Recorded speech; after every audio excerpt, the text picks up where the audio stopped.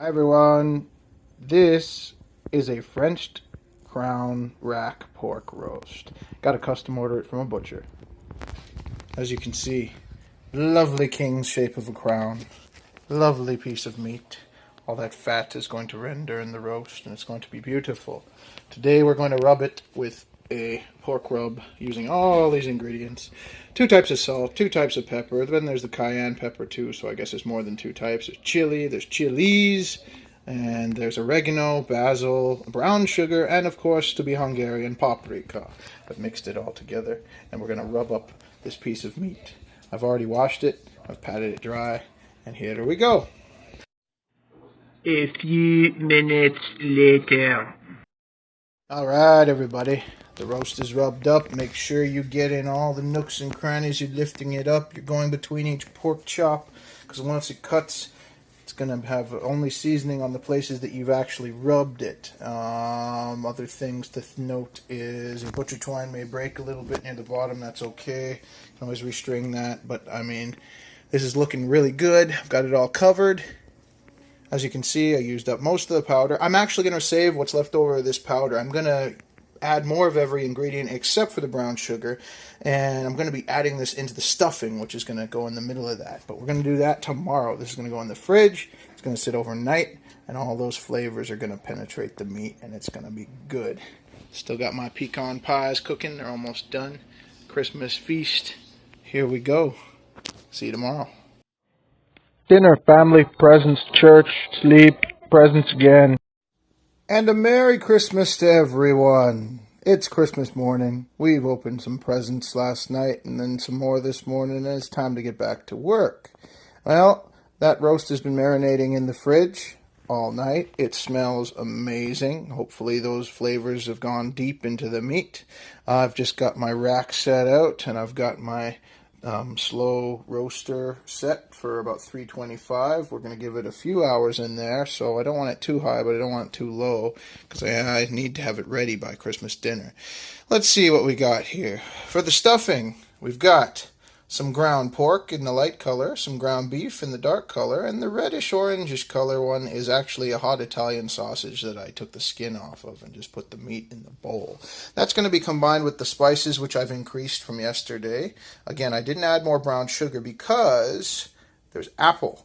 Apple's going to release some sugar as it cooks. And there's celery for some crunch, and some onions for some crunch. And of course, we're going to have to add breadcrumbs, which I didn't pick up. They're over on the table. I'm going to have to get them later. But anyway, we're going to combine all this, and then we're going to stuff it in there. A few minutes later. Alright, does that look good or what? Just some elbow grease rough mixed with my bare hands. So now all of that is going to fit in there. Okay, no it's not. But when you always have extra stuffing, you can cook it in a separate roasting pan in the oven, just not as long as you cook the roast, and then mix it all together when you're done for something really good. All right, let's get stuffing.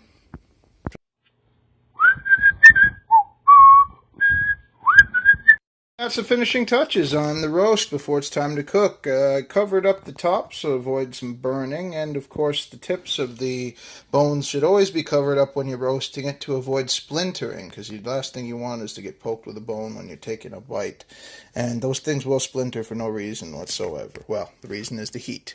Anyway, we're ready to go. I'm bursting out the seams with stuffing. I put as much as I could in there, and yes, I still have half a bowl, maybe more than half of what I had. So that will all get cooked and mixed together after the fact. And then it's going to be good because it'll dilute the grease from the fat from the meat that the stuffing inside actually absorbs, and that one won't have any, or a significant less amount because it's got meat in it.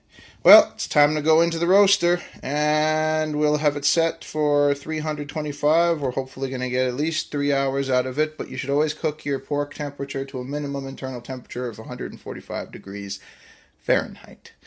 I know, I'm Canadian.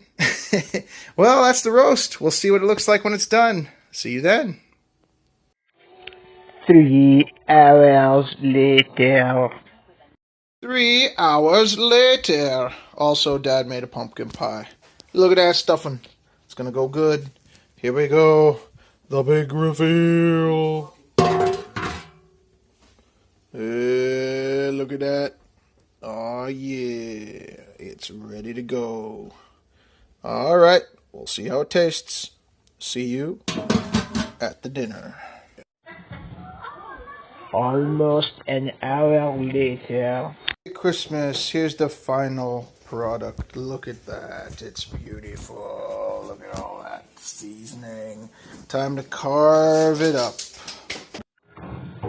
Chop, chop, slice, chop. All right, it's a little loud in here, but there it is, carved up. Merry Christmas, everyone. The roast is complete.